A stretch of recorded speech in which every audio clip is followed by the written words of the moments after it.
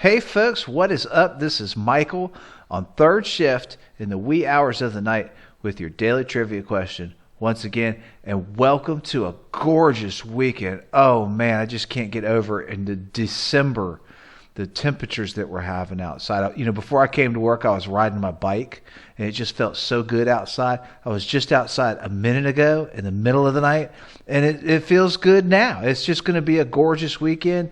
And I think a cold front is on the way, so this will be like the last weekend you can get out, finish your Christmas decorations, all that good stuff, put all that stuff up, and enjoy yourselves. And I hope you get to spend it with friends, family, and have a little downtime. Okay, so the answer to the previous trivia question was the British rock band The Who, and this tragic event that happened at the Riverfront Coliseum in 1979 in Cincinnati.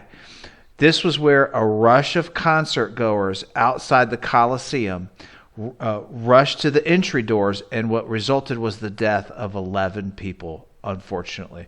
A lot of things led up to this.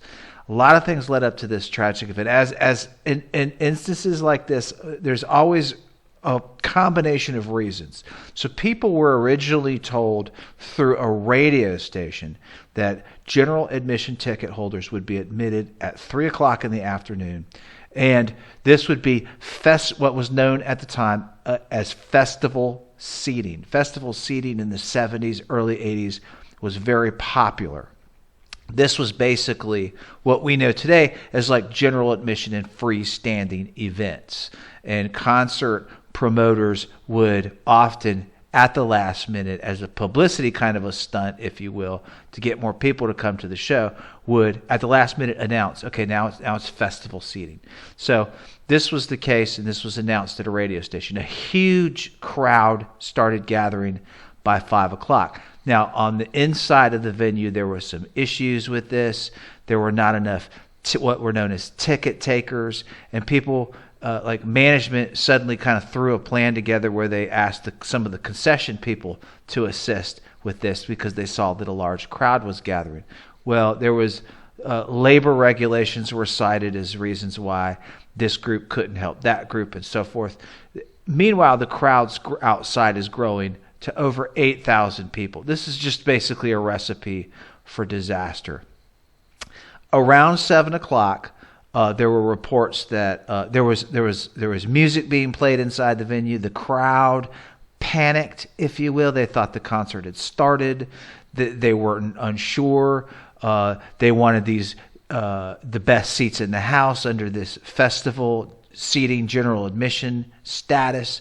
So what you basically had was all of these people rushed towards the door. What we call a crowd surge. Okay, and only one door managed to get open. And when you try and shove 8,000 people through this one door, you're going to have crowd surge situation. You're going to have people getting trampled, getting crushed, basically. There's nowhere that you can go. This was the result of this. 11 people died by asphyxiation. It's a famous, tragic event.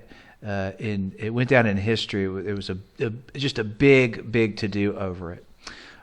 Festival seating after this was banned for 25 years in Cincinnati at Cincinnati venues, and of course there were fines and lawsuits that followed. I think it was like $150,000 for each death, and collectively for the injuries was $750,000. It amounts to a lot of money in today's money. I think the payout per death in today's when they compensated for today's rate, it turned out to be like $400,000 per person. This was an interesting trivia question, I thought, because what do you think it reminded me of? It was Astroworld, the recent tragedy that occurred in Astroworld in Texas. When Astroworld, the disaster and tragedy at Astroworld occurred, this 1979 Who concert in Cincinnati was the number one cited incident as a comparison of what could have happened. Now, I've been going to concerts for years, crowd surges, and stuff of this nature still happens all the time. And there really is nowhere to go. It's a very dangerous situation if you ever get caught in it. But that's the WHO in 1979 when this tragic event occurred. And to get our weekend started, that brings us to today's trivia question for December 4th on this day. In 1917, we're going back to World War I era.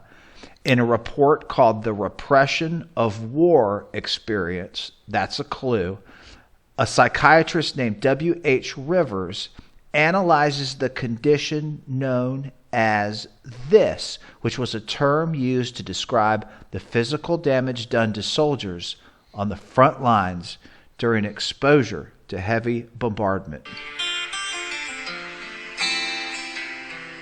A couple different phrases are acceptable answers.